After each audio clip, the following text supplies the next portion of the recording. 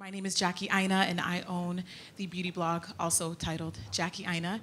And I will have my guest introduce herself. Hi, good morning, everyone. It's wonderful to be here. Thank you, Jackie. And should we get on with it? Yeah, we're just going to have a pretty casual conversation about her work and a little bit about what her impact has been. So I'll go right into my first question. You're a celebrated Bollywood actress, and you're also the owner of a cricket team. So tell me what that transition has been like, going from actress to businesswoman, because they're kind of two totally separate things. Tell me what that journey was like for you. Well, it wasn't the easiest journey, to be honest, because you see, for a woman, cricket is a very macho sport. It's a man's world out there. It was easier to fit in the world of cinema as opposed to fitting in the world of sports. But I think I'd like to rewind and go when I was a little girl. My father, he always told me that Indian girls, when they're little, they're dependent on their fathers. When they are married, they're dependent on their husbands, and when they are older, they're dependent on their sons. So I do not want you to be like that. I want you to be independent. I want you to have a mind of your own, and the only way you can do that is if you are financially independent, you can work. So I always had that mindset that I wanted to work, and it didn't matter if whatever your field is. Like, I studied criminal psychology and I became an actor. So life is very spontaneous. It's not like you make plans and you say, okay, I want to do this, but you end up doing something else. So I didn't think when I was acting I would ever get into the world of sport. But one day I found an opportunity, and I decided I wanted to do it. It was not the easiest, but it was a lot of fun. I worked 18-hour days. Sheesh. And and eventually, when I look back, and I think if it isn't tough, if there isn't a challenge for you in life, then it's not that exciting. You know, when things just fall easily into your lap, I guess you don't appreciate them. So it's been a bit of an uphill journey, but it's been a fun journey. Well, since you mentioned spontaneity, I want us to rewind, and I'd really like you to just briefly tell us how you got into acting, because I think that was a really, really cool story. Okay, so I was studying criminal psychology, and my best friend's boyfriend went to audition for a movie. We were both very poor at that time, so we decided we'll share a cab. Whoever finishes first would pick the other person up. So my exam got over, I took my paper, and I finished. So I went to pick him up, and there was this major audition happening out there. I, of course, was always hungry at that time. So since I didn't know what to do, I went to the corner and I started eating, and I saw the director out there, and he just looked at me and he was like, so what are you going to do for me today? And I was like, nothing. And he was like, all right. I said, no, I'm sorry, I haven't come here to audition. I've just come here to pick up my friend. And so basically, he just grabbed my hand and took the mic, and he said, everyone, this is a classic case of cold feet. This is what should never happen to you.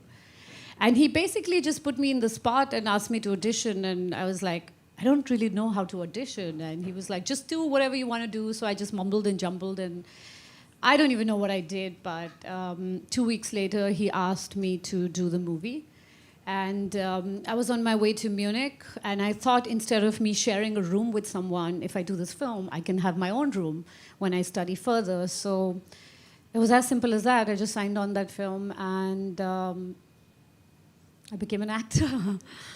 I mean, the film never happened, but he did this big interview as to how I would be this big star. And other people came to sign me on, and I just learned everything on set. And I was extremely lucky. I worked with good directors. My first film did very well. My second film did exceptionally well. So I just became an actor. And by accident. Once you went on to become an actor, you've really been kind of praised for changing the expectations of what a Hindi heroine can be in film.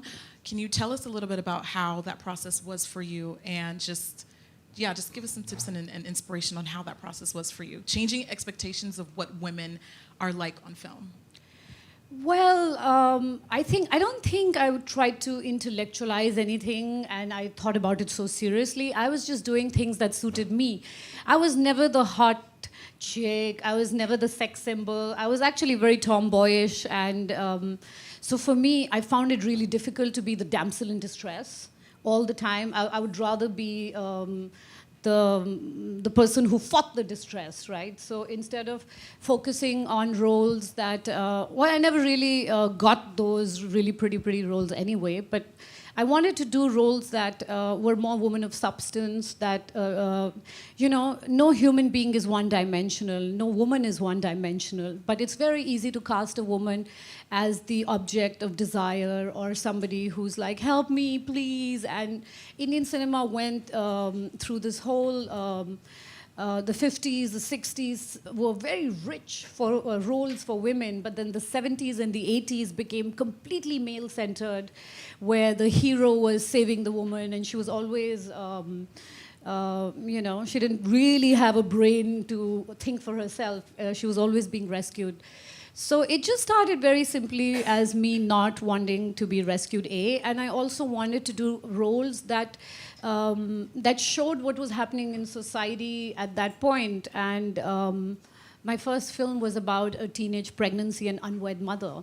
And we are a country of now, I think, 1.25 or I don't know, billion people, and yet it was difficult for us to discuss sex.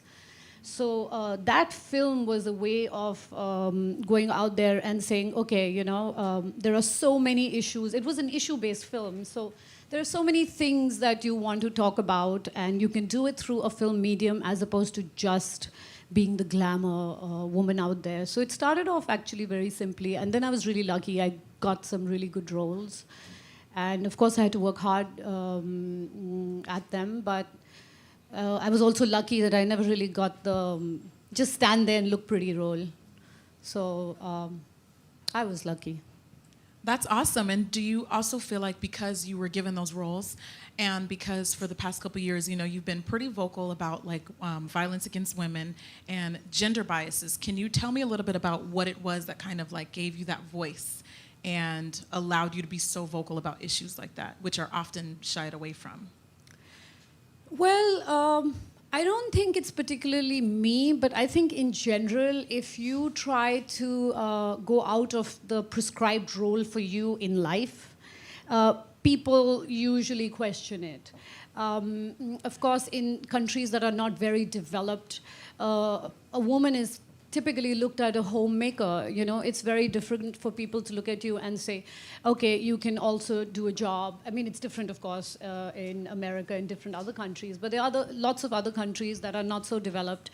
And for them, it's easier to look at a woman and say, okay, she is in the home, she should be married, she should have kids, and that's her role in life. Anything beyond that, when you try to step out, you get questioned. For example, me being in cricket, it doesn't matter if I work 18-hour days. It doesn't matter if I've been in the business for 9 or 10 years. I still, when I go out there, a lot of questions I have to deal with are, oh, your hair looks really great today. That's a really nice dress. What about your makeup? So sometimes it's a little exasperating because you're like, after all these years, you still want to ask me those questions. And it's not me in particular. I think every woman goes through that. But it's changing, and I was the first woman in cricket in India, and now there are so many more women being involved. And I feel great about that. I also think that you always have to do what you want to do. You should not limit, you should not put boundaries around you and say, hey, this is not the role I want to do. It's like, because it doesn't suit me. It's okay to be a square in a hole or, whatever the terminology is, sorry. Square in a round hole. In a round hole or whatever it is, sorry. But it's okay. As long as you can follow your heart, it's okay, it's okay if people criticize you, as long as you know what you want to do. And people come around eventually. It might not be the easiest thing to do it in the beginning, but people do come around. And you've also been pretty vocal about human trafficking, specifically amongst girls. what do you believe, if anything, there could be done to improve that and to bring awareness to that and help that issue? Well, I would like to rewind and go to a time when, very early in my life, I saw my maid. I had this maid who was really sweet and awesome, but she used to be the one who used to work, and her husband was an alcoholic and he wouldn't work. But every time she got her pay, he would come and beat her and take the money so that he could go drink. And we tried to go to the cops, and we tried to help her out. And the first thing everybody told us is, hey, don't get involved. It's none of your business. It's something personal between them. Don't get involved. So that was something that really kind of shook me up, where I felt none of us really want to get involved unless it directly involves us, unless something happens to us, and then we feel really victimized, and we feel, why isn't anybody else trying to get involved? So I think when I got famous, I felt I had a voice, and it was important to use this voice and to be involved. And I saw some kids, and I saw some people who were rescued from human trafficking.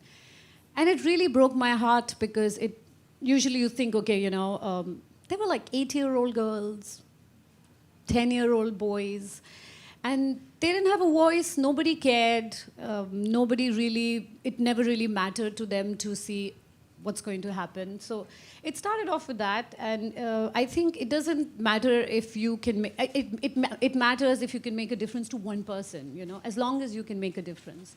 So it started with that, and after that, it was just there. And what would be your last message that you would want to give to our audience and young girls around the world about empowerment and self-worth? Well, I think my message to all the girls out there is, there was this quote I read once, and I loved it. It says, don't tell me sky's the limit when you have footprints on the moon. So I don't think women and girls should limit themselves to anything. I think they should be brave enough to follow their dreams. It's okay to make mistakes. It's okay to fall. What's important is not how hard you fall, but how you get up after you fall. So go out there, follow your dreams. Unless you go and give it a shot, you'll never know where you'll land up. And I think once you decide you want to follow a certain path, even though there might be problems in the beginning and people might say, no, this is not the right thing for you to do, but if they see you're determined, they will support you. And I think that's it. You just go follow your dreams and be who you want to be. Especially now, it's 2016, Now of all times is the perfect time. Yes. Yeah. I agree. And one last thing that I would like to ask you is, aside from being an actress, a celebrated actress, and a cricket team owner, what else do you see yourself doing in the future? Oh, there's so many things I want to do. I always say too many things, too little time. But what I wanted to do when I was a little kid, and what I studied for, was I wanted to be a detective and a forensic scientist. So I don't know if I can do that. But I think I do also want to, besides all the various ambitions I have, I also want to be a mother. I want to have a family. And that's a very important part of my life too. But there's no set rule that this is what I want to do. Whatever inspires me, because if I look back into my life, whenever I made a plan, it never really worked out, because life is spontaneous. Because I was studying to be something else, I became an actor. And then from acting, I jumped to cricket. So I don't know I do know I want to have a family, but besides that, I don't know what's going to inspire me or what's going to suddenly affect me and where it'll take me. As long as I think you just are, as I said, you follow your heart, you're in a good place. Awesome. Well, that's pretty much all I have. Thank you so much, Preity, for joining us today. And I hope that you guys enjoy today's panel and enjoy the rest of the summit. Thank you again. Yes, thank you.